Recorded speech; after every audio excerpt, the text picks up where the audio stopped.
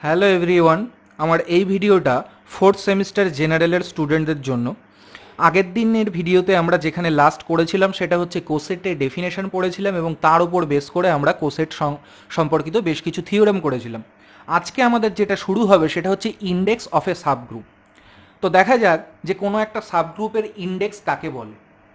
তো এক্ষেত্রে আমি বলে রাখি যে কোসেটের যে ডেফিনেশনটা ছিল এই ইন্ডেক্স বোঝাতে গেলে সেই ডেফিনেশনটাও আমার দরকার। তো এক্ষেত্রে দেখে নেওয়া যাক যে জি যদি একটা গ্রুপ হয় এবং এইচ যদি জি এর একটা সাবগ্রুপ হয়, তাহলে আমরা জানি যে এ স্মল এ এটা জি এর যে কোনো একটা আরবিটারি এলিমেন্ট হলে আমরা যে সেটটা পাই এ এইচ, এর মধ্যে কীরকম টাইপের এলিমেন্ট থাকে না এ স্মল এইচ, যেখানে স্মল এইচটা বিলংস টু ক্যাপিটাল এইচ হয় এবং এই দুটো এলিমেন্টের মাঝখানে কম্পোজিশন আছে যেটা কিনা এই জি এর উপর ডিফাইন করা বাইনারি অপারেশন বা কম্পোজিশন। তাহলে এই সেটটাকে আমরা বলে থাকি যে এইচ এর একটা লেফট কোসেট। সিমিলারলি আমরা এইচ এ করলে যে সেটটা পাই সেটাকে বলি যে এইচ এর রাইট কোসেট। এর ওপর ভিত্তি করে আমরা এখন ইন্ডেক্সের ডেফিনেশনটা দেব। তার মানে ইন্ডেক্সের ডেফিনেশনটা কিরকম একটু বলি। সেটা হচ্ছে কোনো একটা সাবগ্রুপের যতগুলো distinct left or right coset থাকে সেই সংখ্যাটাকে বলা হয় ওই সাবগ্রুপের index in G, in that group G. কি বললাম আরেকবার বলছি, কোনো একটা সাবগ্রুপের যতগুলো distinct left or right coset থাকে কোনো একটা গ্রুপের মধ্যে, আমরা জানি কেন এই অর কথাটা এখানে ইউজ করছি, তার কারণ আমরা জানি যে যতগুলো লেফট কোসেট থাকে ঠিক ততগুলোই রাইট কোসেট থাকে। এই যে সাবগ্রুপটা এর যতগুলো লেফট কোসেট থাকবে, যতগুলো লেফট কোসেট থাকবে ঠিক ততগুলোই এর কি হবে না রাইট কোসেট হবে। এর একটা থিওরেম আমরা আগের দিনের ভিডিওতে করেছিলাম। ওই জন্য এখানে সংজ্ঞাটায় আমরা বলছি অর মাঝখানে বলছি কিরকম না এই সাবগ্রুপের যতগুলো ডিস্টিংক্ট লেফট অর রাইট কোসেট উপস্থিত থাকবে জি এর মধ্যে সেই সংখ্যাটাকে আমরা বলবো কি না এইচ এর ইন্ডেক্স ইন দ্য গ্রুপ জি। এবং সেটাকে আমরা কিভাবে ডিনোট করব না এইভাবে ডিনোট করব, বক্সের মধ্যে জি ইজ টু এইচ, এইভাবে আমরা এটাকে ডিনোট করব। কেমন? এটাকে আমরা অর দিয়ে এইভাবেও লিখতে পারি, আই জি এইচ এইভাবেও লিখতে পারি, এটা সাফিক্সে জি দিয়েছি, এটা মানে হচ্ছে ইন্ডেক্স অফ এইচ ইন জি, এভাবেও লিখতে পারি। তাহলে আশা করি যে ইন্ডেক্সের ডেফিনেশন বোঝা গেছে যে কোনো একটা সাবগ্রুপের যতগুলো distinct left or right coset থাকে কোনো একটা গ্রুপের মধ্যে সেই সংখ্যাটাকে বলা হয় হচ্ছে ওর ইন্ডেক্স, যেটাকে ডিনোট করা হয় এই দুটো উপায়ের যে কোনো একটা উপায়। এরপর আমি এর ওপর বেস করে একটা থিওরেম এখন প্রুফ করতে যাব। সেই থিওরেমটা হচ্ছে নাম ল্যাগ্রাঞ্জেস থিওরেম। তাহলে দেখা যাক যে ল্যাগ্রাঞ্জেস থিওরেম কি বলছে। আমি এখানে লিখে নিলাম ল্যাগ্রাঞ্জেস থিওরেম। ল্যাগ্রাঞ্জেস থিওরেমের স্টেটমেন্টটা কি দেওয়া আছে, বলছে যে the order of each subgroup of a finite group is a divisor of the order of the group. তাহলে কি বলছে, the order of each subgroup, the order of each subgroup of a finite group, of a finite group is a divisor, পুরোটা লিখলাম না, is a divisor of the order of the group, of the order of the group। এটা হচ্ছে Lagrange's থিওরেমের statement. আমরা এটা এখন প্রমাণ করব। স্টেটমেন্টটা আরেকবার দেখে নিতে বলছি। কি বলছে, the order of each subgroup of a finite group is a divisor of the order of the group. তার মানে জি যদি একটা, আমি এখানে রাফলি একটু বোঝানোর জন্য বলি, জি যদি একটা ফাইনাইট গ্রুপ হয় এবং জি এর অর্ডারটা যদি সাপোজ হয় এন, আর এইচ যদি ওর যে কোনো একটা সাবগ্রুপ হয় তার অর্ডারটা যদি হয় এম, তার মানে অবশ্যই এই এমটা এন এর একটা কি হবে না ডিভাইজার হবে। আশা করি বোঝা গেছে। এটা এখন আমরা প্রুফ করব। তাহলে আমি এগুলো মুছে দিচ্ছি, দেখা যাক আমরা প্রুফটাকে কিভাবে এখানে করতে পারি। দেখ, সবার ফার্স্টে যেটা এখানে ইম্পর্টেন্ট সেটা হচ্ছে আমরা ধরে নিচ্ছি যে H let H be a subgroup of G, যেখানে জিটা হচ্ছে একটা ফাইনাইট গ্রুপ। কেমন? এবং আমরা অর্ডার অফ জি ধরে নিলাম এন ধরে নিচ্ছি, and order of H is equal two আমরা এম ধরে নিলাম। তার মানে এইচ যে সাবগ্রুপটা তার মধ্যে এম খানা ডিস্টিংক্ট এলিমেন্ট আছে। তার মানে আমরা এই এইচটাকে যদি এখানে লিখে নিই তাহলে এর মধ্যে এম খানা এলিমেন্ট থাকবে, ধরে নিলাম সেই এম খানা এলিমেন্ট H1 H2 এরকম করে করে এইচ এম অবধি। তাহলে আশা করি বোঝা গেছে এই অবধি। নেক্সট বলছে দেখ যে এই যে সাবগ্রুপটাকে আমরা কনসিডার করেছি তার মধ্যে দেখেছি এম খানা এলিমেন্ট রয়েছে, তাহলে এর যে কোনো রাইট কোসেটের মধ্যে বা এর যে কোনো লেফট কোসেটের মধ্যে এম খানা এলিমেন্ট থাকবে। তাহলে স্মল এ এটা যদি জি এর যে কোনো একটা এলিমেন্ট হয়, তার মানে এই এইচ এ এই যে রাইট কোসেটটা পাবো এর মধ্যে এলিমেন্টগুলো কি হবে না H1 এ কমা দিয়ে H2 এ ডট ডট দিয়ে আমরা জানি এখানে কি হবে না এই এমটা কিন্তু সাফিক্সে, কেমন HM এ। এটা কার জন্য হবে? For all A belongs to G এর জন্য হবে। তার মানে জি এর অন্তর্গত যে কোনো এর জন্যই এই যে এইচ এর রাইট কোসেটটা পাবো তার মধ্যে এই এম খানা ডিস্টিংক্ট এলিমেন্ট থাকবে। আমরা যদি এটাকে রাইট কোসেট না ধরে লেফট কোসেট ধরেও করতাম একই হতো, আলাদা কিচ্ছু হতো না। তার কারণ আমরা জানি যে রাইট কোসেটের মধ্যেও যতগুলো এলিমেন্ট থাকে যে কোনো লেফট কোসেটের মধ্যেও ঠিক ততগুলোই এলিমেন্ট থাকে। নেক্সট দেখ আমরা কি বলছি এখানে, এই যে এলিমেন্টগুলো আছে এই এলিমেন্টগুলোকে আমি বলেছি ডিস্টিংক্ট, কিন্তু মুখে এটা বলা থেকেও এটা প্রমাণ করে দেওয়া বেশি জরুরি যে এর মধ্যের এলিমেন্টগুলো সবাই ডিস্টিংক্ট। তো আমি জোর করে ধরে নিচ্ছি যে if possible let H i a is equal to H j a. কেমন? যেখানে এই আই আর জেটা কার মধ্যে থাকে, 1 থেকে শুরু করে এম এর মধ্যে কোনো না কোনো সংখ্যা হচ্ছে এই আই এবং জে, এবং আলাদা তারা অবশ্যই, I not is equal two J. তবু আমি ধরে নিলাম যে কোনো দুটো এলিমেন্ট তারা সমান ধরে নিলাম। তাহলে এখান থেকে যেহেতু এরা সবাই জি এর এলিমেন্ট, তাহলে আমি এখান থেকে রাইট ক্যান্সেলেশন লকে হোল্ড করাতে পারি। তাহলে এটা বাদ চলে গেলে এখানে লিখতে পারবো H I is equal to H J. তার মানে প্রমাণ হয়ে যাবে যে এইচ এর অন্তর্গত দুটো এলিমেন্ট তারা সমান, কিন্তু এই যে এইচ এলিমেন্ট যে সাবগ্রুপটা ছিল আমরা তো ধরে নিয়েছিলাম তার অর্ডার এম, তার মানে তার মধ্যে এম খানা ডিস্টিংক্ট এলিমেন্ট আছে, কিন্তু এখানে তো দেখাচ্ছে যে তাদের মধ্যে দুটো এলিমেন্ট সমান, তার মানে দিস ইজ এ কন্ট্রাডিকশন। সুতরাং এখান থেকে বলতে পারবো যে এই যে আমরা এইচ এ যে রাইট কোসেটটা পেয়েছি এর কোনো দুটো এলিমেন্ট কিন্তু সমান হতে পারবে না, তার মানে এর এলিমেন্টগুলো কি হয়ে যাবে না ডিস্টিংক্ট হয়ে যাবে। তাহলে এইখানে আমরা কি করব না লিখে দিলাম যে কন্ট্রাডিকশন, পুরোটা লিখছি না, জাস্ট এটা একটা কন্ট্রাডিকশন লিখে দিলাম। অতএব এর সমস্ত এলিমেন্টগুলো কি হয়ে গেল না ডিস্টিংক্ট হয়ে গেল। এই অবধি আশা করি বোঝা গেছে। তার মানে এই রাইট কোসেটের মধ্যেও এখন এম খানা ডিস্টিংক্ট এলিমেন্ট আছে। আমি এগুলো মুছে দিচ্ছি। নেক্সট দেখা যাক যে আমরা এই প্রুফটাকে কিভাবে এগিয়ে নিয়ে যেতে পারি।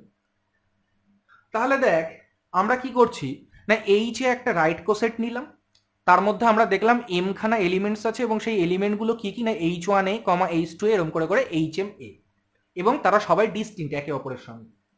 নেক্সট দেখ আমরা বলছি যে জি যেহেতু ফাইনাইট তাহলে number of right coset or number of left coset যাই বলি না কেন এইচ এর সেটাও ফাইনাইট হবে। খেয়াল কর জি এই গ্রুপটা কি বলে দেওয়া ছিল না এই গ্রুপটা বলে দেওয়া ছিল ফাইনাইট গ্রুপ, কেমন? তার মানে এর মধ্যে যতগুলো এলিমেন্ট আছে তার সংখ্যাটা ফাইনাইট, এবং আমরা এক্ষেত্রে বলতে পারছি যে যেহেতু জিটা ফাইনাইট গ্রুপ সুতরাং দি নাম্বার অফ ডিস্টিংক্ট, আমি পুরোটা লিখলাম না, the number of distinct right or left cosets of H in G is also finite। কেমন কি বললাম? যেহেতু জি গ্রুপটা ফাইনাইট তাহলে আমি বলছি যে এই এইচ যে সাবগ্রুপটা নিয়েছিলাম তার যতগুলো ডিস্টিংক্ট রাইট অর লেফট কোসেট থাকবে জি এর মধ্যে সেই সংখ্যাটাও ফাইনাইট হবে। এ কথাটা কেন বলছি দেখ খেয়াল কর, আমরা জানি যে এইটা হয় একটা রাইট কোসেট, তাহলে আমরা বলছি ডিস্টিংক্ট এরকম রাইট কোসেট যদি ফাইনাইট সংখ্যক না থাকে তাহলে এর মধ্যে যা এলিমেন্ট আছে এরকম আরো এখানে ইনফাইনাইট সংখ্যক এরকম রাইট কোসেট আছে, সাপোজ H1 HA1 একটা রাইট কোসেট, HA2 একটা রাইট কোসেট, এরকম ইনফাইনাইট সংখ্যক যদি রাইট কোসেট থাকে এবং তারা যদি ডিস্টিংক্ট হয়, তার মানে তারা ডিসজয়েন্ট। আমরা জানি দুটো রাইট কোসেট তারা আইদার ডিসজয়েন্ট হবে অথবা আইডেন্টিক্যাল হবে। তাহলে ডিস্টিংক্ট মানে হচ্ছে তাদের মধ্যে কিছু সংখ্যক এলিমেন্ট অ্যাটলিস্ট আলাদা আছে, অ্যাটলিস্ট একটা এলিমেন্ট আলাদা হলেও আছে। আর আমরা দেখেছি কোসেটের ক্ষেত্রে একটা এলিমেন্ট আলাদা এরকম হতে পারে না, আইদার তারা আইডেন্টিক্যাল হবে অথবা তারা ডিসজয়েন্ট হবে। তার মানে ডিস্টিংক্ট কথার অর্থ হচ্ছে এই রাইট কোসেটগুলো সবাই ডিসজয়েন্ট, এর মধ্যে যারা আছে এর মধ্যে সম্পূর্ণ আলাদা এলিমেন্টস রয়েছে। এবং এরকম রাইট কোসেটের সংখ্যাটা আমরা এক্ষেত্রে বলছি যে ইনফাইনাইট যদি হয়, তাহলে কি হবে না, তাহলে এরা সমস্ত কার এলিমেন্ট এর মধ্যে যারা বসে আছে জি এর এলিমেন্ট, তাহলে এই রকম রাইট কোসেটের সংখ্যা যদি ইনফাইনাইট হয় এবং তাদের মধ্যে অন্তর্গত প্রত্যেকটা পয়েন্টই যদি জি থেকে আসে, তার মানে জি এর মধ্যেও কত এলিমেন্ট বসে থাকবে, ইনফাইনাইট সংখ্যক এলিমেন্ট বসে থাকবে। কিন্তু শুরুতেই তো দেওয়া ছিল জি ইজ এ ফাইনাইট গ্রুপ, তার মানে এরকম টাইপের রাইট কোসেটের সংখ্যা ডিসজয়েন্ট কতগুলো হবে না, ফাইনাইট সংখ্যক হবে। তাহলে ওরা কি করেছে, আমি জাস্ট এখানে ব্যাখ্যাটা বুঝিয়ে দিলাম, ওরা কিন্তু বইতে এটা ডাইরেক্ট লিখে দিয়েছে। তুইও এক্সামে যখন এই থিওরেমটা করবি ডাইরেক্ট এটা লিখে দিবি যে যেহেতু জি একটা ফাইনাইট গ্রুপ, অতএব the number of distinct right or left cosets of H in G is also finite. কেমন? তাহলে ফাইনাইট হলে তার একটা সংখ্যা থাকবে। ধরে নিলাম যে এর নাম্বারটা ধরে নিলাম ইজিক্যাল টু দিয়েছে কে, ধরে নিলাম, যেখানে কে হচ্ছে একটা পজিটিভ ইন্টিজার, যে কতগুলো এর রাইট কোসেট আছে ডিস্টিংক্ট বা লেফট কোসেট আছে, কে খানা আছে ডিস্টিংক্ট। তাহলে খেয়াল করে দেখ, যদি কে খানা ডিস্টিংক্ট রাইট বা লেফট কোসেট থাকে, তাহলে আমি এখানে ধরে নিলাম সেই কে খানা রাইট কোসেট কি কি, HA1 HA2 এরম করে করে কি হবে না HAK, এইগুলোই ধরে নিলাম সেই ডিস্টিংক্ট রাইট কোসেটস। আমি এগুলোকে লেফট কোসেট হিসাবেও ধরতে পারতাম, আমি বারবার বলছি রাইট কোসেট ধরাও যা, লেফট কোসেট ধরাও তাই। তাহলে এইগুলোই ধরে নিলাম সেই ডিস্টিংক্ট রাইট কোসেটস। এবং আমরা জানি ডিস্টিংক্ট হওয়া মানে এরা কি হবে না, ডিসজয়েন্ট হবে। তাহলে এরা কি হয়ে গেল না, ডিসজয়েন্ট হয়ে গেল। কেমন? তাহলে লেট H1 থেকে শুরু করে HK আর disjoint right or left cossets of H in G। কেমন? আচ্ছা দেখ, আমরা এটা থিওরেমের ক্ষেত্রে করেছিলাম এর আগে, যখন আমরা সবার ফার্স্টের দিকে আমরা পার্টিশন পড়েছিলাম কোনো সেটের উপরে, তখন আমরা জানি যে এই প্রত্যেকটা এক একটা কি হয় না, ইকুইভ্যালেন্স ক্লাস হয়। এবং এরকম যতগুলো ইকুইভ্যালেন্স ক্লাস থাকে তাদের ইউনিয়ন করলে আমরা টোটাল সেটটা পাই। এখানে টোটাল সেটটাকে না জি, তার মানে এই জিটাকে আমরা কিভাবে লিখতে পারবো না, এদের সকলের ইউনিয়ন করে লিখতে পারবো। তাহলে এইটাকে লেখা যাবে HA1 union HA2 union dot dot দিয়ে কি হবে না HAK হবে। তাহলে আবারও বলছি, কোনো একটা সাবগ্রুপের যতগুলো ডিস্টিংক্ট রাইট আর লেফট কোসেট থাকে তাদের ইউনিয়ন করলে কিন্তু আমরা মেন গ্রুপটাকে পাই। এটা কোথা থেকে আমি করলাম না, একদম শুরুর দিকে আমরা যখন রিলেশন পার্ট পড়েছিলাম আর কি, তখন সেখানে দেখেছিলাম যে কোনো একটা সেটের উপরে যদি একটা ইকুইভ্যালেন্স রিলেশনকে আমরা ড্র করি, তাহলে সেখানে একটা পার্টিশন হয় এবং কিছু ইকুইভ্যালেন্স ক্লাস থাকে যাদের ইউনিয়ন করলে মেন সেটটা ব্যাক করে। এইগুলো হচ্ছে সেই ইকুইভ্যালেন্স ক্লাসগুলো যাদের ইউনিয়ন করলে সেই জিটা ব্যাক করছে। তাহলে এখান থেকে আমরা বলতে পারি যে অর্ডার অফ জি কত হবে না, এর মধ্যে কতগুলো এলিমেন্টস আছে, এদের মধ্যে যতগুলো এলিমেন্টস আলাদা করে আছে তাদের যোগফল, তার মানে কত হবে অর্ডার অফ HA1 প্লাস দিয়ে কত হবে অর্ডার অফ HA2 প্লাস দিয়ে ডট ডট দিয়ে একদম লাস্টে হয়ে যাবে অর্ডার অফ HAK। কেমন? এটা হচ্ছে HAK। তাহলে দেখ একটা জিনিস লক্ষ্য কর যে আমরা কি বলেছিলাম যে অর্ডার অফ এইচ, কিন্তু আমি এখানে শুরুতে দেখবি লিখে নিয়েছিলাম যে let order of H is equal to m. আমরা জানি যে এইচটা তার নিজের একটা লেফট কোসেট এবং রাইট কোসেটও বটে, সুতরাং এইচ এর মধ্যে যতগুলো এলিমেন্ট আছে ওর যে কোনো রাইট কোসেটের মধ্যেও ততগুলো এলিমেন্ট আছে। তার মানে এর প্রত্যেকটার মধ্যে কতগুলো করে এলিমেন্ট আছে, এম খানা এলিমেন্ট আছে। এরকম কতগুলো যোগফল, কে খানা, তাহলে এদিকে হবে এম কে। আর অর্ডার অফ জি আমরা ধরে নিয়েছিলাম কত, এন। তার মানে এর পরের লাইনটা আমি যদি এখানে মুছে দিয়ে লিখি এখানে, তাহলে পরের লাইনটা এরকম হবে, বাদিকে কত হয়ে যাবে অর্ডার অফ জি কত ধরেছিলাম না এন। এবং যেহেতু এগুলো রাইট কোসেট এবং যে কোনো দুটো রাইট কোসেটের মধ্যে সেম নাম্বার অফ এলিমেন্টস থাকে, এইচও একটা ওর নিজের রাইট কোসেট, তার মধ্যে এম খানা থাকে, আমরা শুরুতে ধরে নিয়েছিলাম তাদের এদেরও প্রত্যেকের মধ্যে এম খানা আছে, তাহলে কে বার যোগ করলে এটা কত হয়ে যাবে, এম কে হয়ে যাবে। সুতরাং এখান থেকে লিখতে পারি K is equal to N by M. যেহেতু কে একটা এখানে পজিটিভ ইন্টিজার, তাহলে এই রিলেশনটা থেকে এটা স্পষ্টতই বোঝা যাচ্ছে যে order of H is a divisor of order of G, মানে M is a divisor of N. যেহেতু এন কে এম দ্বারা ভাগ করলে একটা পজিটিভ ইন্টিজার পাচ্ছি, সুতরাং M is a divisor of N. That means অতএব এখান থেকে বলতে পারছি order of H is a divisor of order of G. কেমন? তাহলে ল্যাগ্রাঞ্জেস থিওরেম কিন্তু আমরা প্রমাণ করে ফেললাম। কেমন? নেক্সট দেখা যাক কি আছে। নেক্সট আমরা এখানে যেটা করব সেটা হচ্ছে, দেখ এই ল্যাগ্রাঞ্জেস থিওরেমের পরেই একটা 2 নম্বর দিয়ে একটা কিছু লেখা আছে। এটা 2 নম্বর দিয়ে ওখানে হবে না, প্রথমত এটা হবে নিচে লেখা হবে নোটের মধ্যে। কাজেই যেটা দেখবি প্রুফটা যেখানেই কমপ্লিট হলো তারপরে দেখবি 2 দিয়ে একটা জিনিস শুরু হচ্ছে, ওটাকে তার পরের লাইনে লিখবি নিচে যেটা কিনা নোটের মধ্যে আছে, এবং ওটা 2 থেকে শুরু হবে না, ওটা 1 হবে 1, এবং তার নিচেরটা 3-এর বদলে ওখানে হবে 2। তো আমি বলি যে নোটের এই দুটো পয়েন্ট কি বলছে।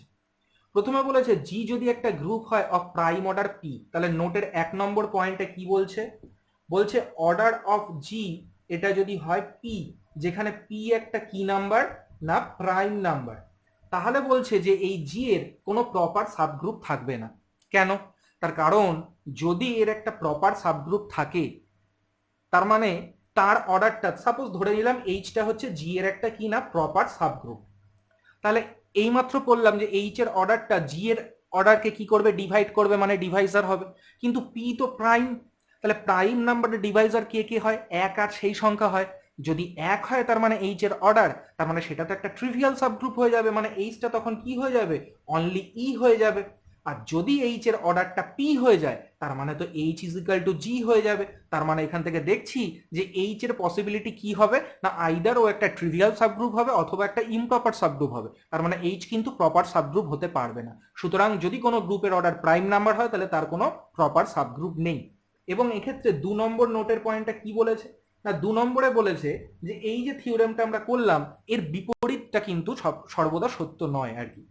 এই থিওরেমটায় কি বললাম, যে জি যদি একটা ফাইনাইট গ্রুপ হয়, তাহলে এইচ যদি ওর একটা সাবগ্রুপ হয়, তাহলে এইচ এর অর্ডারটা কি করবে না, জি এর অর্ডারের একটা ডিভাইজার হবে। এর উল্টোটা কি না, জি এর অর্ডারটা, সাপোজ জি এর অর্ডারটা যদি আমি এন ধরি, তাহলে এই এন এর যত ডিভাইজার আছে সেই সমস্ত ডিভাইজারের রেসপেক্টিভে একটা করে যে সেই অর্ডারের সাবগ্রুপ থাকতে হবে, এরম কিন্তু কোনো বাধ্যবাধকতা নেসেসিটি নেই। সাপোজ কোনো একটা জি ধরলাম একটা গ্রুপ, যার অর্ডারটা ধরে নিলাম 12, তাহলে 2 হচ্ছে এর একটা ডিভাইজার, তার মানেই যে এর একটা সাবগ্রুপ থাকতে হবে যার অর্ডার 2, এর কিন্তু কোনো মানে নেই। সুতরাং উল্টোটা অলওয়েজ ট্রু নয়।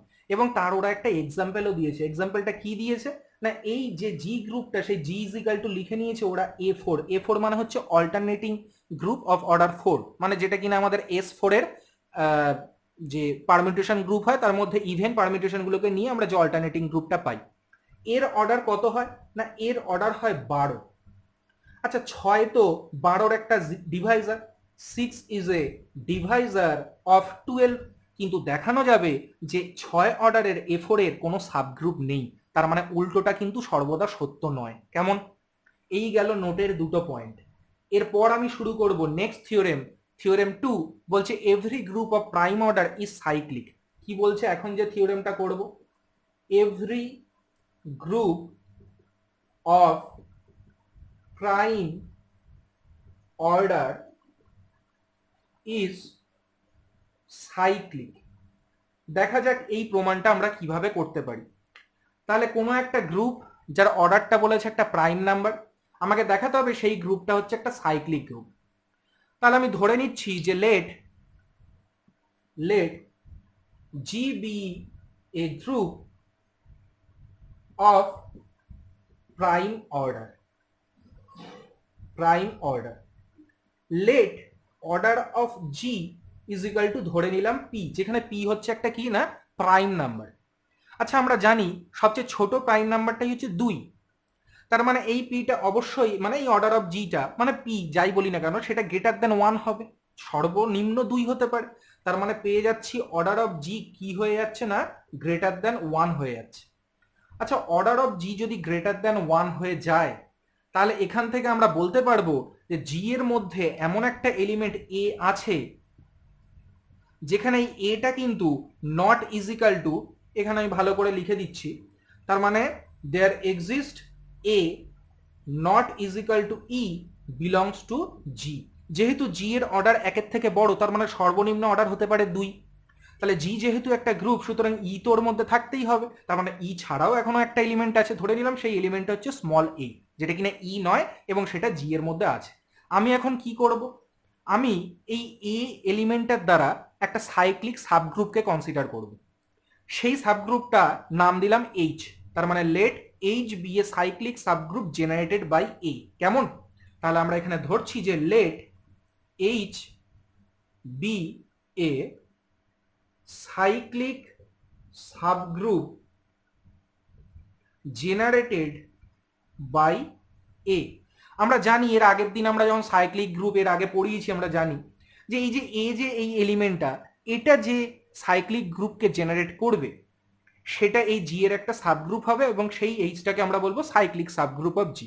তার মানে এইচ এর মধ্যে কেরম টাইপের এলিমেন্ট হবে না, যদি লিখি প্রথমে এ থাকবে, এ কে দুবার কম্পোজিশন করলে এ স্কোয়ার হবে, তারপরে এ কিউব হবে, এরম করে করে একটা সময় এসে আমরা এ টু দি পাওয়ার পি টাইপের এরকম কিছু পেয়ে যাবো আর কি।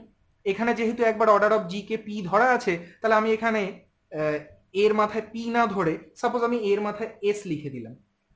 মানে কি না, এ কে আমি এই যে কম্পোজিশন করছি, তাহলে কম্পোজিশন করতে করতে এমন একটা স্টেজ আসবে যখন এই A to the power S equal to কত হয়ে যাবে, ই হয়ে যাবে। তার কারণ এইচটা সাবগ্রুপ, ওর মধ্যে ই তো থাকতেই হবে। তাহলে এই হচ্ছে সেই এইচ এর চেহারাটা।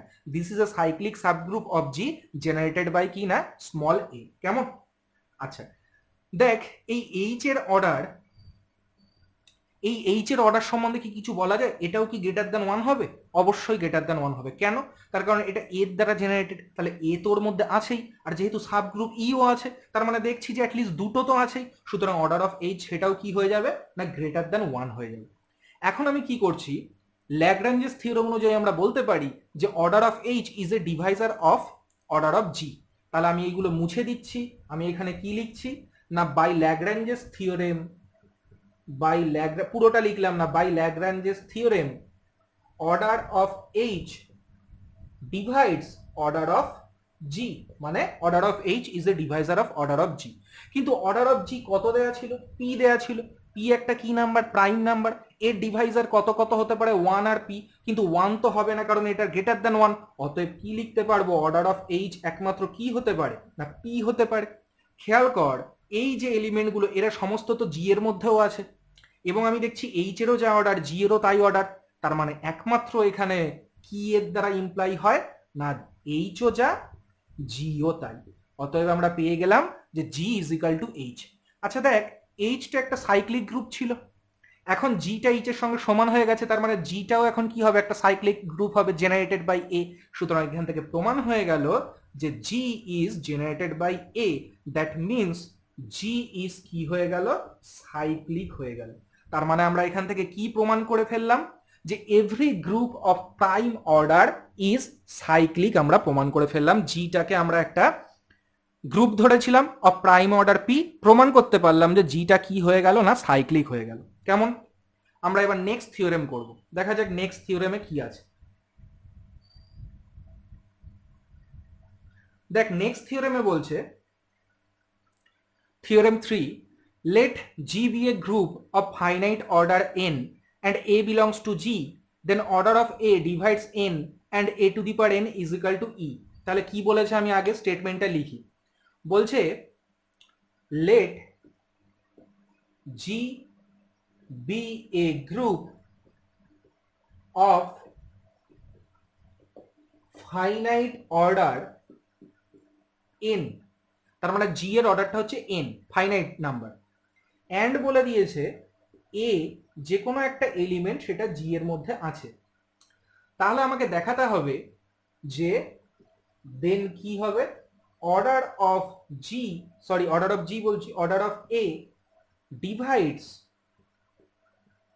এন। কেমন? এই এর যে অর্ডার হবে সেটা এন কে ডিভাইড করবে, মানে সেটা এন এর একটা ডিভাইজার হবে। এবং শুধুমাত্র তাই নয়, তার সঙ্গে আরো আর একটা জিনিস, A to the power N is equal to দেখাতে হবে কি না, ই। তাহলে আমরা দেখে নিলাম যে জি একটা গ্রুপ, ফাইনাইট গ্রুপ, যার অর্ডারটা হচ্ছে এন। এ হচ্ছে জি এর অন্তর্গত যে কোনো একটা এলিমেন্ট, আমাকে ফার্স্ট স্টেপ শো করতে হবে যে order of A is a divisor of N বা ডিভাইডস এন, এবং A to the power N is equal to কি হবে না ই হবে। কেমন?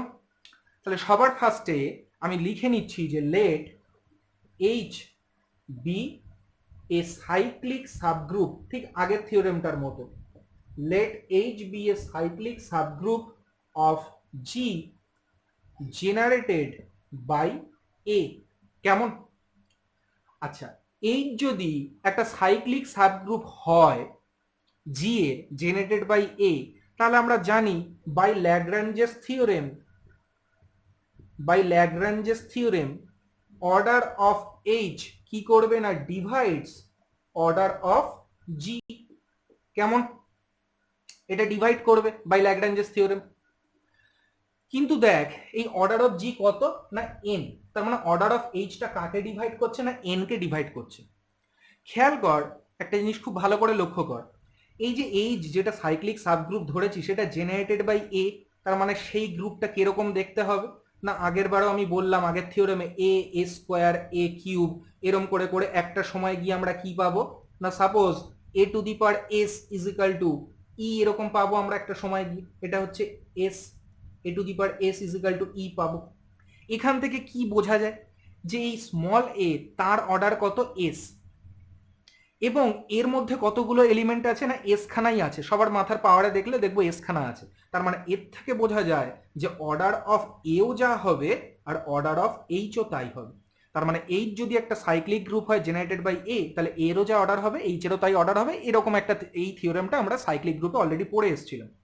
তাহলে এখান থেকে আমরা বলতে পারছি কি না, যেহেতু order of H N K divide করছে, আবার order of H is equal to order of A, অতএব কি হবে না অর্ডার অফ এ এটাও কাকে ডিভাইড করবে না ডিভাইডস কি হবে না order of G that is equal to N.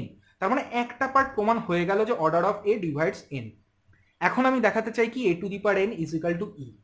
আচ্ছা, এর অর্ডার আমরা কত ধরে নিয়েছি, এখানে এস ধরে নিয়েছি, বইতে ওরা কি করেছে না ওরা এর অর্ডারটাকে এম ধরে নিয়েছে, একই ব্যাপার, কোনো অসুবিধা কিছুই নেই। কাজে এখানে এস না ধরে ওরা এটাকে এম ধরেছে, যে কোনো একটা সংখ্যা আমরা ভেরিয়েবল ধরতেই পারি। তাহলে যদি order of A is equal two, যে লেট ধরে নিলাম order of A is equal two কত না এম, তাহলে এমটা এন কে যেহেতু ডিভাইড করেছে, অতএব আমরা কি লিখতে পারি n is equal to m কে লিখতে পারি, হয় আর এই কেটা একটা ইন্টিজার অবশ্যই এটা লিখতে পারি।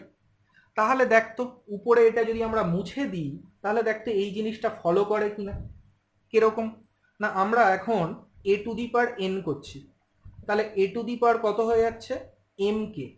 কেমন? আচ্ছা, এটাকে লেখা যায় না A to the power M, এটাকে কে বার কম্পোজিশন করার সঙ্গে সমান হবে, এইভাবে লিখতে পারি। এগুলো কিন্তু সব এই ইন্ডেক্সের রুল অনুযায়ী লিখছি ঠিকই, বাট কিন্তু সব কম্পোজিশন থেকে আসছে, কম্পোজিশনের রুল থেকে আমরা জানি, এগুলো গ্রুপের ক্ষেত্রে করেছি। আচ্ছা, এর অর্ডার কত এম, তার মানে এখান থেকে কি ইমপ্লাই করবে A to the power M is equal to E হবে, তাহলে এখানে বসে গেল ই কে কে বার কম্পোজিশন করলে কত পাবো ই পাবো, সুতরাং প্রমাণ হয়ে গেল A to the power N is equal to E. তার মানে কিন্তু আমরা এই থিওরেমটাকেও করে ফেললাম। কেমন? ওকে, এবার আমরা যে থিওরেমটা করব সেটা হচ্ছে থিওরেম নাম্বার 4, যেটার নাম হচ্ছে ফার্মার্স থিওরেম। কেমন? তাহলে দেখা যাক যে ফার্মার্স থিওরেম তার স্টেটমেন্ট কি বলছে এবং তার প্রুফটা আমরা কিভাবে করতে পারি। এগুলো আমি সব এক্ষেত্রে মুছে দিচ্ছি। তাহলে এখন আমি এখানে হেডিং দিয়ে দিচ্ছি কি না ফার্মার্স থিওরেম। ফার্মার্স থিওরেম এটা হচ্ছে আমাদের থিওরেম নাম্বার 4। ফার্মার্স থিওরেমের স্টেটমেন্ট কি বলেছে, বলছে if P is a prime number and A is any integer, বলছে যে if P is a prime number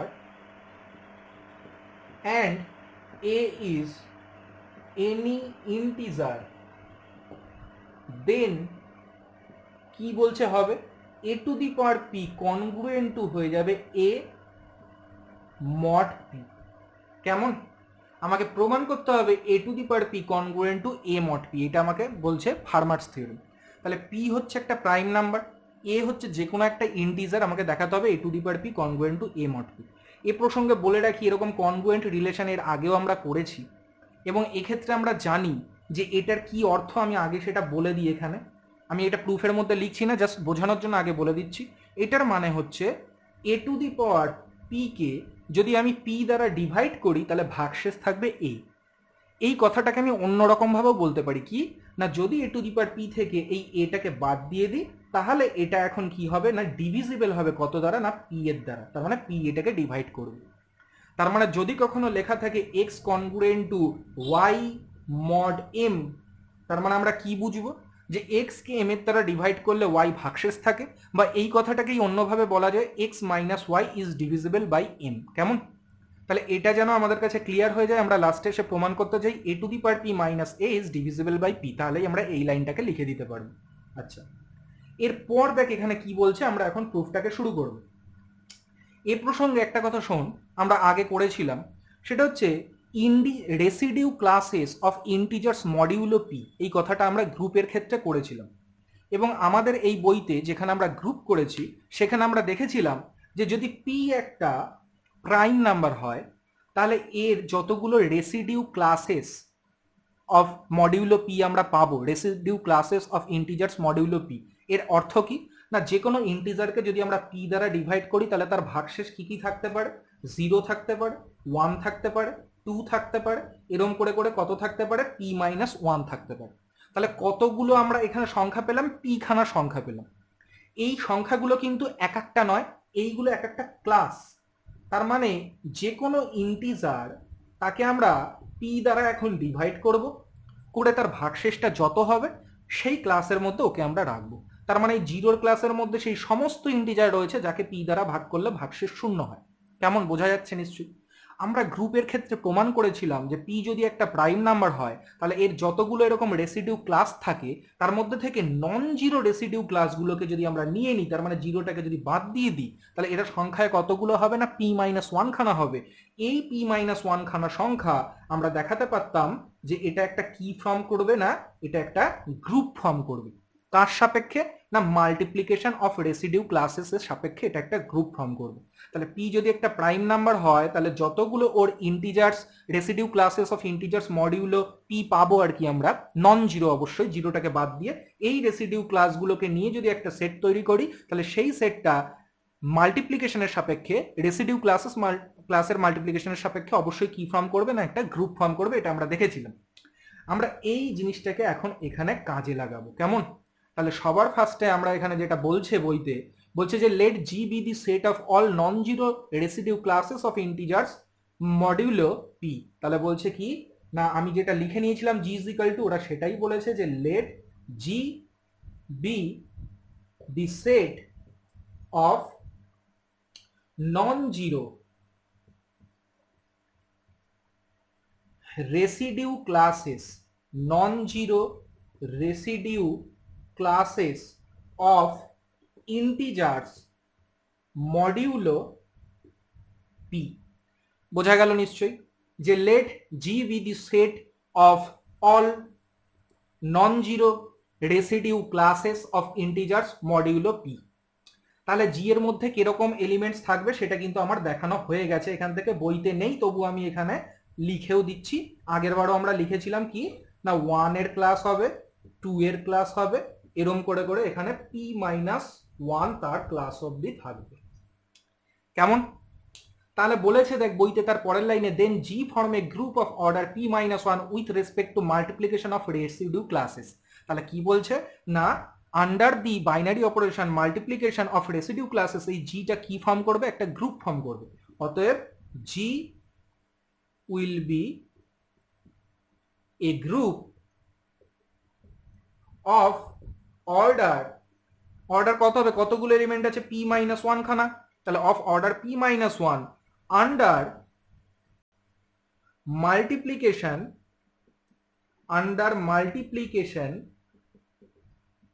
of residue classes. কেমন? নেক্সট আমরা কি করব?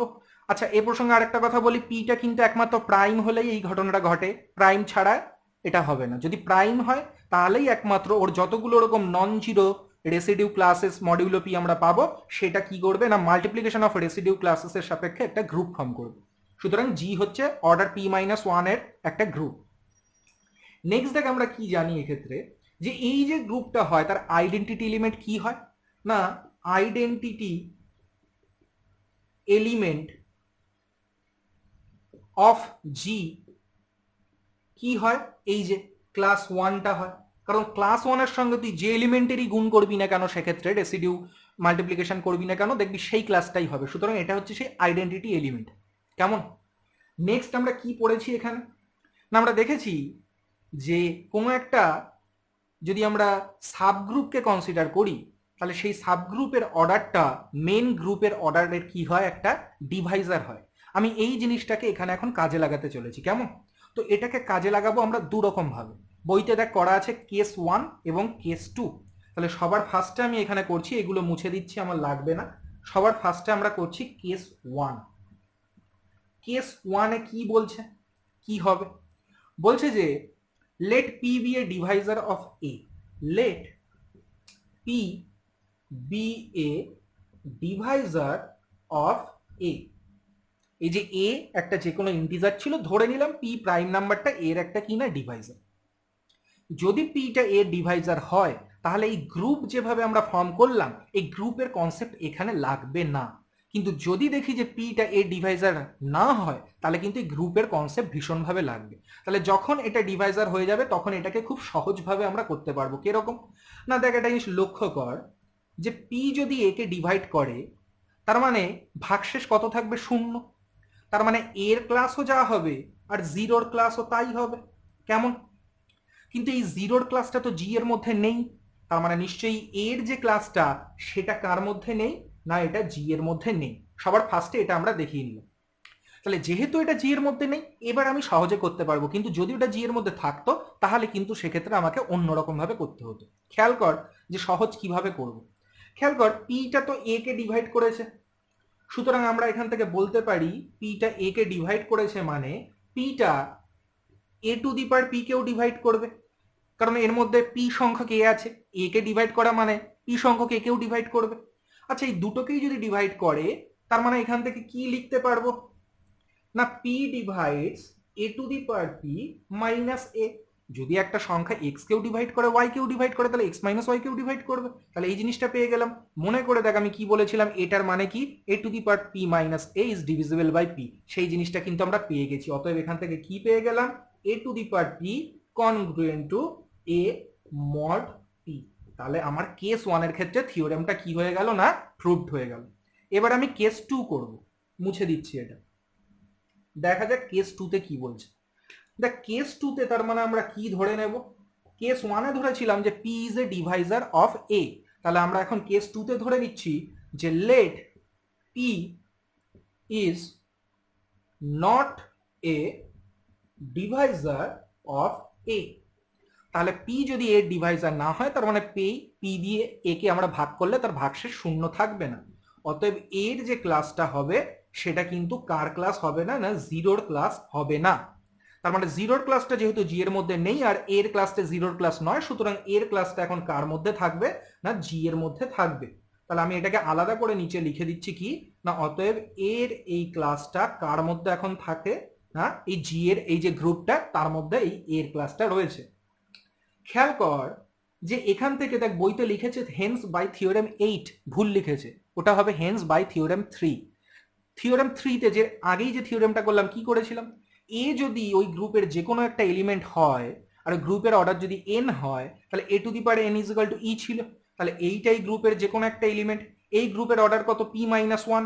অতএব এখান থেকে আমরা কি পেয়ে যাব না, এর পাওয়ারে যদি আমরা পি মাইনাস 1 করি, তাহলে ইজ ইকুয়াল টু কত হয়ে যাবে না, ই হয়ে যাবে। আচ্ছা, এই গ্রুপের আইডেন্টিটি এলিমেন্ট কত, ক্লাস 1। তাহলে পেয়ে গেলাম ক্লাস 1। নিশ্চয়ই বোঝা গেছে।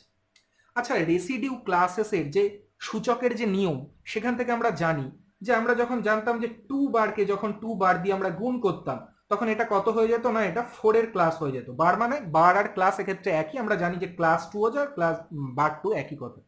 তাহলে এই 2 এর ক্লাস আর 2 এর ক্লাসকে গুণ করলে জানতাম 4 এর ক্লাস হতো। তার মানে অ্যাকচুয়ালি এটা কোথা থেকে আসছে না, এই স্কোয়ার থাকলে সেটা ভেতরে ঢুকে যাচ্ছে। সুতরাং এখান থেকে আমরা বলতে পারবো কি না, পরের লাইনে যে এটা কত হয়ে যাবে, class of A to the power P minus 1 হবে ইজ ইকুয়াল টু, এটা কত হয়ে গেল না, ক্লাস 1 এর সঙ্গে সমান হয়ে গেল। কেমন? তাহলে আমরা লাস্ট অব্দি এই লাইনটা এসে পৌঁছলাম যে class of A to the power P minus one is equal two class one. সুতরাং আমরা কি বলতে পারবো, ক্লাস ওয়ানের মধ্যে কারা থাকবে, যাদেরকে পি দ্বারা ডিভাইড করলে ভাগশেষ কত থাকবে, ওয়ান থাকবে। তার মানে এখান থেকে আমরা বলতে পারবো যে আমরা যদি A to the power P minus ওয়ানকে পি দ্বারা ডিভাইড করি তাহলে ভাগশেষ থাকবে ওয়ান। সুতরাং ওই কথাটাকেই অন্য কিভাবে বলা যায়, A to the power P minus one থেকে ওয়ান বাদ দিয়ে দিলে সেটা ডিভিজিবল বাই পি হবে। তার মানে পি ডিভাইড করবে কাকে, A to the power P minus one minus one, এই সংখ্যাটাকে কে ডিভাইড করবে না পি ডিভাইড করবে। আচ্ছা পি যদি এটাকে ডিভাইড করে তাহলে এর সঙ্গে যদি আমি একটা এ গুণ করি তাকেও নিশ্চয়ই ডিভাইড করবে। তার মানে A to the power P minus one minus one এটাকেও পি ডিভাইড করবে, যেহেতু এই ফ্যাক্টরটাকে ডিভাইড করেছে। তাহলে পি কাকে ডিভাইড করলো না A to the power P minus A কে। তাহলে A to the power P minus A কে যদি পি ডিভাইড করে তার মানেই আমরা কি পেয়ে যাচ্ছি, A to the power P congruent to কত হয়ে যাচ্ছে আমাদের না এ মড পি। তাহলে আমি দুটো কেস থেকেই কিন্তু রেজাল্টটাকে প্রুফ করে ফেললাম। সুতরাং ফার্মার্স থিওরেম আমরা করে ফেললাম যে পি যদি একটা প্রাইম নাম্বার হয় আর এ যদি যে কোনো একটা ইন্টিজার হয় তাহলে A to the power P congruent to কি হয়ে যাবে না এ মড পি হবে। কেমন, মুছলাম। এরপরে আমরা নেক্সট থিওরেমে যাব, থিওরেম নাম্বার 5। দেখা যাক কি বলছে। এক্ষেত্রে একটা কথা বলে রাখি যে থিওরেম 5 এর প্রুফটা আমাদের লাগবে না পাসের সিলেবাসের ক্ষেত্রে, শুধু স্টেটমেন্টটা জেনে রাখা জরুরি। স্টেটমেন্টটা বলছে যে যদি H1 আর H2 জি এর দুটো ফাইনাইট সাবগ্রুপ হয় তাহলে তাহলে কি বলছে, H1 আর H2 এরা দুজনেই বলছে জি গ্রুপের দুটো কি না ফাইনাইট সাবগ্রুপ, ফাইনাইট সাবগ্রুপ। তাহলে বলছে আমরা দুটো গ্রুপের প্রোডাক্ট শিখেছিলাম বা দুটো সাব গ্রুপের বলতে পারি প্রোডাক্ট শিখেছিলাম। তাহলে এই দুটো সাব গ্রুপের প্রোডাক্ট কি হবে, H1 ইন্টু H2 হবে। এর অর্ডারটা কত হবে না বলছে এর অর্ডারের একটা ফর্মুলা আছে, কি না এর ফর্মুলা হচ্ছে order of H1 into order of H2 by দিয়ে কত হবে order of H1 intersection H2। তাহলে কি বলছে, জি এর যদি দুটো আমরা ফাইনাইট সাবগ্রুপ নিই H1 এবং H2 তাহলে তার প্রোডাক্ট করলে যে সাবগ্রুপটা পাবো তার অর্ডার কত হবে, order of H1 into order of H2 by order of H1 intersection H2। এই থিওরেমটা আমার কাজে লাগবে অঙ্ক করার ক্ষেত্রে, কিন্তু আমরা এর প্রুফটা কিন্তু পড়বো না, এখানে নেই। এরপরে দেখবি চারখানা অঙ্ক করা আছে, এই চারটে অঙ্ক দেখবি। এই চারটে অঙ্কর মধ্যে আমি এখন 2 নম্বরের অঙ্কটা করে দেবো, এখানে দেখিয়ে দেবো। তাহলে আমি এখন এক্সাম্পল 2 নিয়ে আলোচনা করতে যাচ্ছি। কেমন, কি বলছে এক্সাম্পল 2 তে, বলছে let H be a subgroup of a group G. তাহলে বলেছে যে let H be a subgroup of G, এবং বলছে যে define S is equal to, আমরা একটা সেটকে এখানে ডিফাইন করছি, এস ইজ ইকাল টু কি ডিফাইন করছি না X belongs to G such that X H is equal to H X. তার মানে এস এই সেটটার মধ্যে কোন সমস্ত জি এর এলিমেন্ট রয়েছে না যে সমস্ত এলিমেন্টের জন্য এইচ এর লেফট কোসেট এবং রাইট কোসেট তারা দুজনের সমান হয়ে যাবে সেই সমস্ত এক্স রয়েছে। আমাকে প্রমাণ করতে হবে যে এস হচ্ছে জি এর একটা সাবগ্রুপ। আমি প্রমাণ করতে চাই কি না S is a subgroup of G. কেমন, তাহলে প্রুফটা শুরু করা যাবে। এ প্রসঙ্গে বলে রাখি যে কোনো সেটকে যদি সাবগ্রুপ দেখাতে হয় তাহলে সবার ফার্স্টে দেখাতে হয় সেই সেটটা নন এমটি, কিন্তু বইতে কিন্তু সেটা করেনি, ওরা নন এমটি না দেখিয়েই এস এর মধ্যে থেকে x1 আর x2 কে কনসিডার করেছে, ভুল করেছে এটা। তার মানে শুরুতেই কি দেখিয়ে নেবো যে এসটা নন এমটি। কি করে দেখাবো না দেখ ই এটা তো জি এর মধ্যে আছে এবং আমরা জানি কি না ই ইন্টু এইচ করলে, ইন্টু মানে কম্পোজিশন আর কি, ইজিক্যাল টু কত হয় এইচ হয়, এটাকে আবার এইচ ই করেও লেখা যায়। তাহলে এখান থেকে স্পষ্টতই বুঝতে পারছি যে এই ইটা কার মধ্যে আছে, এস এর মধ্যে আছে। অতএব এস সেটটা কি হয়ে গেল, নন এমটি হলো। এটা কিন্তু বইতে করে দেওয়া নেই, এটুকু তুই প্রথমেই লিখে নিবি। যেহেতু নন এমটি হয়ে গেল তাহলে ওর মধ্যে থেকে আমি দুটো এলিমেন্ট ধরে নিলাম x1 আর s, x1 আর x2 এস এর মধ্যে থেকে ধরে নিলাম। তাহলে এই ডেফিনেশন অনুযায়ী কি লিখতে পারবো, x1h is equal two hx1 এবং কি হয়ে যাবে x2h is equal two hx2। কেমন, মনে করে দেখ সাবগ্রুপ প্রমাণ করার একটা থিওরেম ছিল যে যদি এ বি এস এর মধ্যে থাকে তাহলে এ কম্পোজ বি ইনভার্স এটাও এস এর মধ্যে থাকবে। তার মানে আমরা এখন প্রমাণ করতে চলেছি x1 into x two inverse, এটাও কার মধ্যে আছে না এস এর মধ্যে আছে। এটা আমার দেখানো মেন উদ্দেশ্য। কেমন? খেয়াল কর কিভাবে এটা আমরা দেখাতে পারি। তো সবার ফার্স্টে আমি এখন দেখাতে চাই যে এক্স টু ইনভার্স এটা এস এর মধ্যে আছে। কিভাবে দেখাবো না, এই যে রিলেশনটা লিখেছি এর বোথ সাইডে আমরা এক্স টু ইনভার্স দিয়ে কি করব না মাল্টিপ্লাই করব। তাহলে এখানেও এক্স টু ইনভার্স দিলাম, এখানে এক্স টু এইচ থাকলো, এখানেও এক্স টু ইনভার্স, এখানেও দিলাম এক্স টু ইনভার্স, এখানে এইচ এক্স টু থাকলো, এর পরেও লিখলাম এক্স টু ইনভার্স। কেমন? এরপর কি করলাম আমরা না অ্যাসোসিয়েটিভ লকে কাজে লাগাচ্ছি। তাহলে এখন ব্র্যাকেটটা এখানে হয়ে যাবে X two inverse X two, আর এখানে আমাদের থাকবে এইচ এক্স টু ইনভার্স, আর এখানে আমাদের থাকলো এক্স টু ইনভার্স এইচ, আর ব্র্যাকেটটা এখানে হয়ে গেল এক্স টু ইন্টু কত এক্স টু ইনভার্স। কেমন? দেখা যাক এরপরে আমি এখানে মুছে দিচ্ছি, আমি এরপরে ডাইরেক্ট এখানে চলে আসছি। এটা কত ই, ই এর সঙ্গে ওটা করা মানে কত হয়ে যাবে এইচ এক্স টু ইনভার্স, এটাও ই, ই এর সঙ্গে এদিক থেকে করা মানেও কত হয়ে যাবে এক্স টু ইনভার্স এইচ। তার মানে ঘুরিয়ে লিখলে কি হয়ে গেল x two inverse H is equal to H x two inverse. তাহলে এইখান থেকে আর এই ডেফিনেশন থেকে এটা ফলো করছে এই এক্স টু ইনভার্স এটা কার মধ্যে আছে এস এর মধ্যে আছে, কারণ এই যে এই ডেফিনেশনকে ফলো করছে। তাহলে আমরা প্রমাণ করে ফেললাম যে এক্স টুটা যদি এস এর মধ্যে থাকে তাহলে এক্স টু ইনভার্সটাও কোথায় আছে না এস এর মধ্যে আছে। এখন আমরা কি দেখাতে চাই, আমরা শো করতে চাই now we want to show x one x two inverse এটা কার মধ্যে আছে এস এর মধ্যে আছে। এটা দেখালেই প্রমাণ হয়ে যাবে যে এসটা একটা সাবগ্রুপ। আচ্ছা, এটা যদি এস এর মধ্যে আছে দেখাতে হয় তাহলে আমাকে কি দেখাতে হবে সবার ফার্স্টে না, সবার ফার্স্টে আমাকে দেখাতে হবে কি না এর এই এলিমেন্টটার সঙ্গে যদি এইচ কে মানে ইন্টু এইচ করি ইজিক্যাল টু যদি এইচ এই এলিমেন্টটা লিখতে পারি তাহলেই প্রমাণ হয়ে যাবে এই এলিমেন্টটা এস এর মধ্যে আছে। তাহলে এখন আমরা শুরু করছি কোথা থেকে না x one x two inverse H, এখান থেকে শুরু করছি। দেখা যাক এখানে কিভাবে আমরা এর পরে করতে পারি। খেয়াল কর এটাকে কি আমরা এইভাবে লিখতে পারি যে এক্স ওয়ান ব্র্যাকেটের মধ্যে এখন লিখলাম এক্স টু ইনভার্স এইচ, মানে অ্যাসোসিয়েটিভ লকে ইউজ করেছি। এখন তোর মনে একটা প্রশ্ন আসতে পারে যে স্যার আমরা তো অ্যাসোসিয়েটিভ ল গ্রুপের কোনো তিনটে এলিমেন্টের ক্ষেত্রে ইউজ করতে পারি, এইচ তো একটা সাব গ্রুপ, কি করে অ্যাসোসিয়েটিভ ল ইউজ করছি? ধারণাটা অ্যাসোসিয়েটিভ ল থেকেই আসছে। কেন? কারণ এইচ এর মধ্যে যে সমস্ত এলিমেন্টগুলো বসে আছে তাদের সঙ্গেই তো এ গুণ হবে। তাহলে তাদের সঙ্গে গুণ হওয়া মানে এখন তিনটে এলিমেন্ট, সেই তিনটে এলিমেন্ট জি এর মধ্যে আছে, তাহলে আমি জি এর মধ্যে থাকা মানে সেখান থেকে অ্যাসোসিয়েটিভ লকে ইউজ করতে পারি এইভাবে। সুতরাং সেই কনসেপ্ট থেকেই আমরা এখানে ব্র্যাকেটটা এই দুটোর উপরে দিতে পারলাম।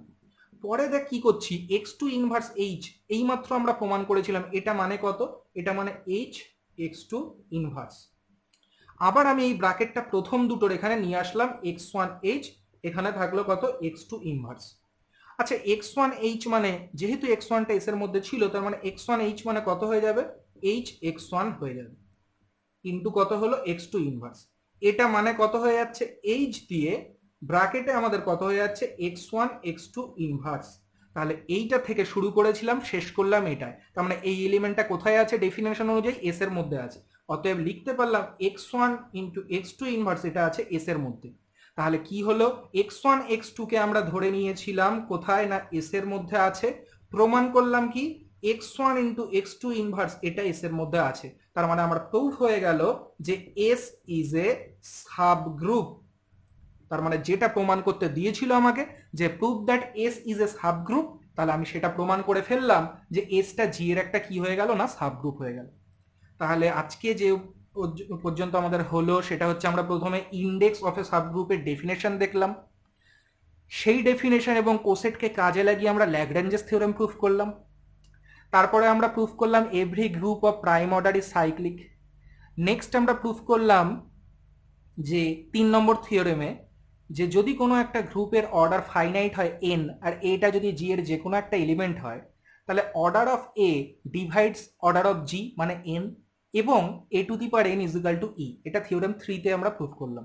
থিওরেম 4 এ কি প্রুফ করলাম ফার্মার্স থিওরেম। কি বলছিল সেখানে পি যদি একটা প্রাইম নাম্বার হয় আর এ যে কোনো যদি ইন্টিজার হয় তাহলে A to the power P congruent to কি হয় এ মড পি। এবং 5 নম্বর যে থিওরেমটা সেখানে আমরা প্রুফ পড়িনি, কাজে লাগবে না, শুধু স্টেটমেন্ট দেখেছি। সেখানে কি বলছে এইচ ওয়ান এইচ টু যদি জি এর দুটো ফাইনাইট সাবগ্রুপ হয় তাহলে H one into H two এই প্রোডাক্ট যে সাবগ্রুপটা হবে তার অর্ডার কি হবে, ফর্মুলাটা order of H one into order of H two by order of H1 intersection H2। এবং এই থিওরেমগুলোর উপর বেস করে আমি 2 নম্বর এক্সাম্পলটা এখানে প্রমাণ করে দেখালাম। এখানে টোটাল 4খানা এক্সাম্পল আছে, এগুলোকে দেখবি। তাহলে আমরা নেক্সট ভিডিওতে নর্মাল সাবগ্রুপ থেকে শুরু করব। Thank you.